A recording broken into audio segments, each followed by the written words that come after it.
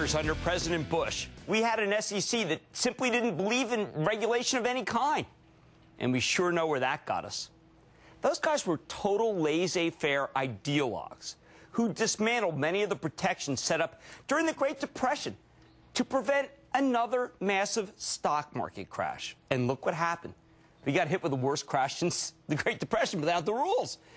Now, the SEC believes in, regulating again. And I think things are getting better because there are people at last in positions of power who recognize that the abuses that caused a Lehman or an AIG or a Bear have to stop.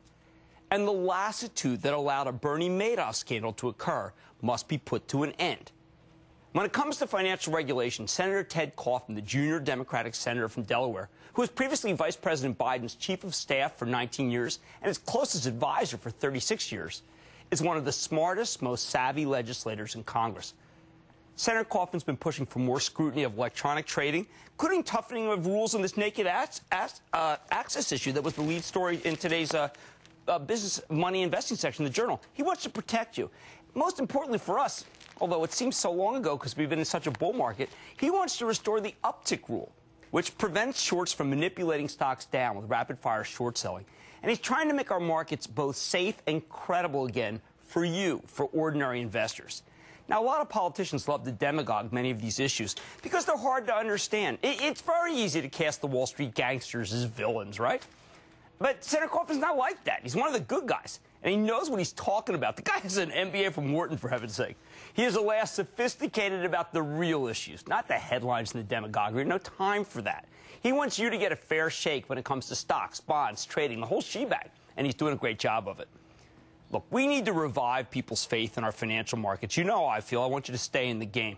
And in order to accomplish that, nothing is more important than having the right regulations and having them enforced the correct way. So let's hear from Senator Ted Kaufman of Delaware, and let's see what he thinks we need to do. Senator Kaufman, welcome back to Mad Money, in person this time. How are you, sir? Hey, it's great to be here. Oh, please, thank you so much. Thanks for coming in. Terrific to have you. Please sit down. Thanks for all those nice things you said. Oh, sure. Well, it's true. It's a shame my mother's not alive. She would have loved to have heard I know how you feel. That's why I often wish my mom were allowed to watch the darn show.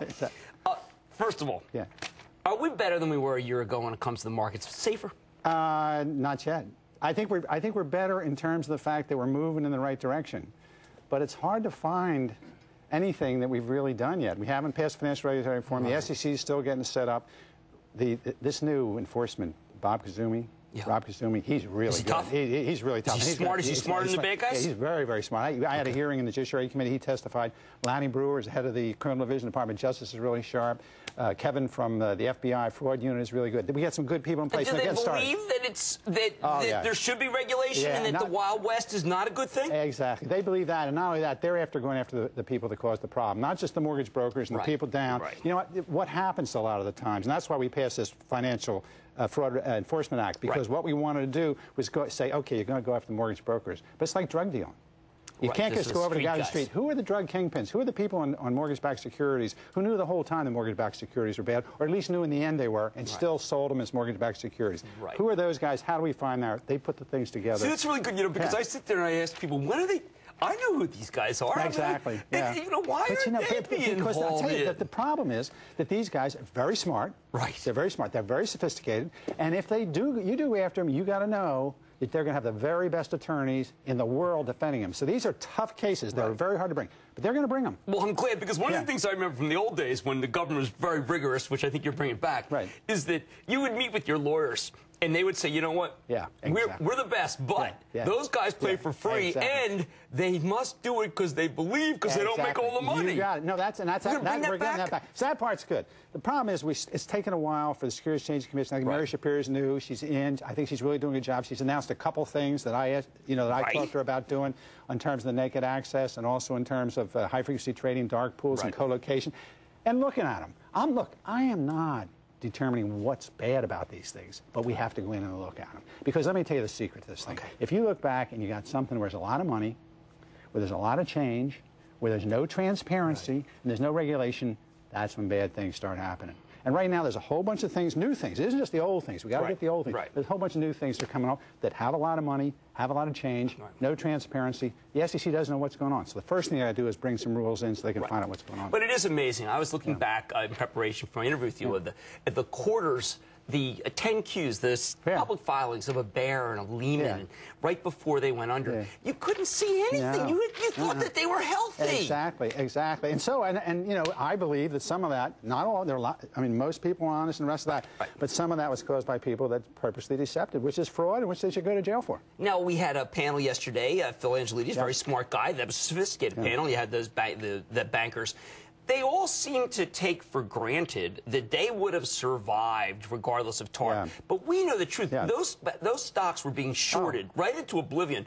When you short a stock without any rules, you create a run on the bank. Weren't every one of those guys, shouldn't they have all been grateful that they weren't shorted into oblivion? No, look, I'm absolutely right. I think shorted oblivion. The other thing is the whole thing would have come apart. I absolutely believe, you know, it's easy. And Bernanke and all the things that go back and look at what was going on there. I mean, one of the things about this country that drives you crazy is the Monday morning quarterbacking. Right. People go back, you know, everybody's a Monday morning quarterback. Everybody's talking about, like, even with the terrorists, you know, you turn on your television, everybody's taking second guesses.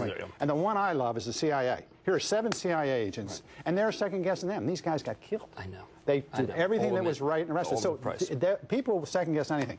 And I just think that you have to go back and look at what's going on there. It all could have gone down like a house of cards. And in terms of short selling, just look what happened to Bear Stearns. I think it went from like 63 to 3. In 3 days. And it actually was, you could argue that it was solvent at the beginning of the week, and it wasn't because of the run. They're telling me we're done talking. I mean, I want to talk to you for the rest of the show. Will you do this? Check in as things get better, because you're going to make them better. Because you're in a position. You know, you said you're not running again. Right. You're in a position just to. You are Mr. Smith. It's Mr. Kaufman goes to Washington. Except I've spent a lot of time down in Washington. I know what's going on, and I taught about it for years at Duke Law School. So I really feel good about the ability to do these things. But it's hard and it's tough. But for this next year, I'm going after it, and I really appreciate you. Oh, come on. You kidding me? What you do makes me feel good. It's great. All right. Thank you, Senator Ted Kaufman of Delaware, who also happens to be born down the block from me. Exactly okay, Mad Money's back after the break. Go Eggs. Tuesday, the show that's too good to resist. Reputation precedes me.